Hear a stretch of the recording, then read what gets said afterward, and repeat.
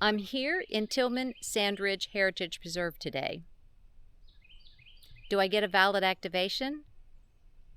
Or do I strike out? Stick around and see.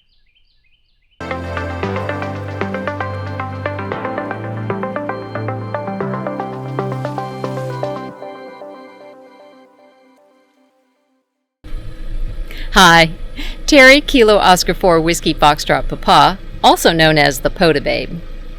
Today is August the 12th, Tuesday, and I'm at Tillman Sand Ridge Heritage Preserve, my word, that's a mouthful, in South Carolina to do an activation.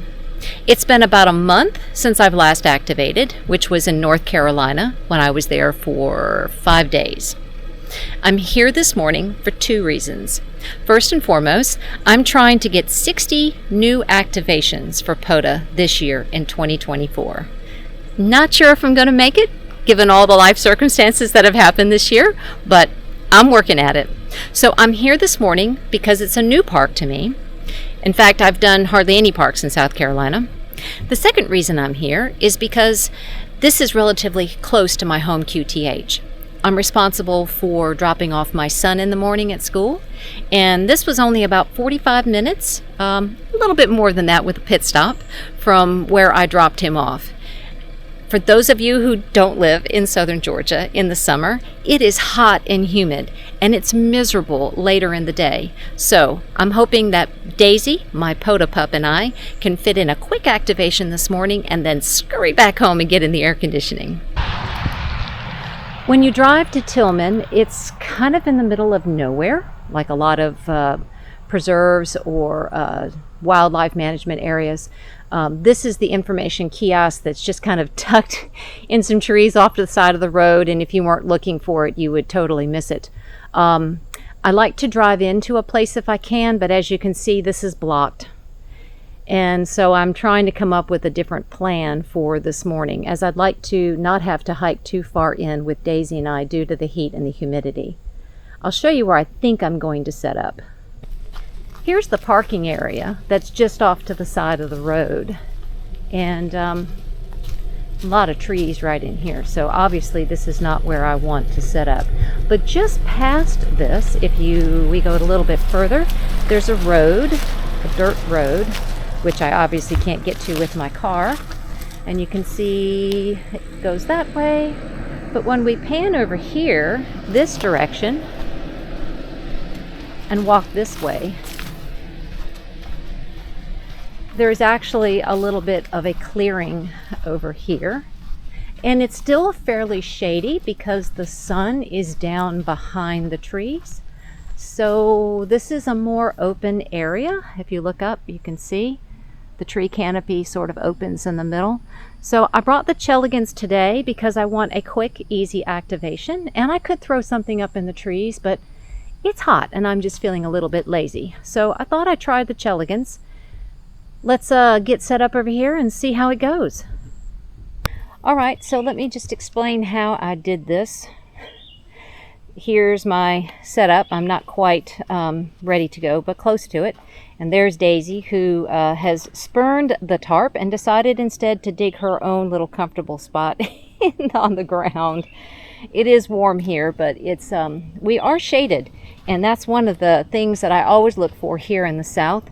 You can see there's the sun behind the trees. I've got maybe an hour and a half before the sun gets over those trees and starts affecting us. You can see as more cars go by on the road. Sorry about that. We're in the shade right now, so this is a good spot for us, I think. Now, over here, you can see where I've set up the Cheligans with its radials sticking out, and it's ready to go on 40 meters. And I have a 50-foot coax that I'm using, RG316. I might have been able to get away with the 20 foot, or I think it's a 20 or 25 foot length I have, but I just went ahead and did the 50 so I wouldn't have to try to redo it. Let's see if I can get set up and on the air. Well, I did not get a valid activation today. And you know what? That's okay. You have to be able to deal with that with POTA because you never know what you're going to get. Or as I say, expect the unexpected. I did have 2 stations that I heard. One was N2YLO, that's Steve in New York, but I lost him in the propagation. And then I heard Bob, AB3GB in Pennsylvania. Thank you, Bob, for our successful QSO. He was a 599 and he gave me a 579. So go figure. How come I can hear him just fine and then I hear zip, nada? Just had another truck drive by because I'm right next to the road here practically. So, oh well.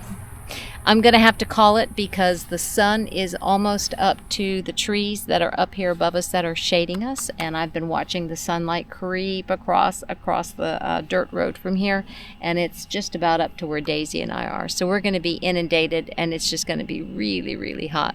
So we're going to go ahead and call QRT. I thank you for joining me, and I hope the next time I post a video, I'll have something a little more encouraging to share with you. But in the meantime, keep having fun with CW.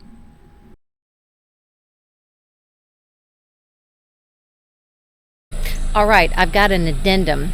I decided, since I'm going to have to come back here at some point and activate it again, because it is so close to my QTH, it makes a good place to try to activate in a morning time for the summer. I decided to come down to the boat landing. It's the B&C landing is what it's called, and just to see what it's like. And I think next time I come back, this is where I'm going to come. And I'll show you in just a minute why. So here is the parking lot, the landing. There's where Kai is parked. But look at all that shade. And there's nice tall trees that I could easily throw an end fed up in. You can see the sun is just beginning to peek through them, but there's still a lot of shade in that area, so that would be a great place to set up. It's 11:30. That might be in sun by somewhere between noon to 1, but that would give me a couple hours in the morning to be able to activate. Also, it doesn't seem as buggy here as the other place at which I was, even though there's a lot of water. And I'll show you the landing real quickly. Here's the landing, and this is how you actually access the Savannah River. The Savannah River is between Georgia and South Carolina. It is our border. And as I walk over here, a little bit closer to where the water is flowing, you can see the current of that water moving through there.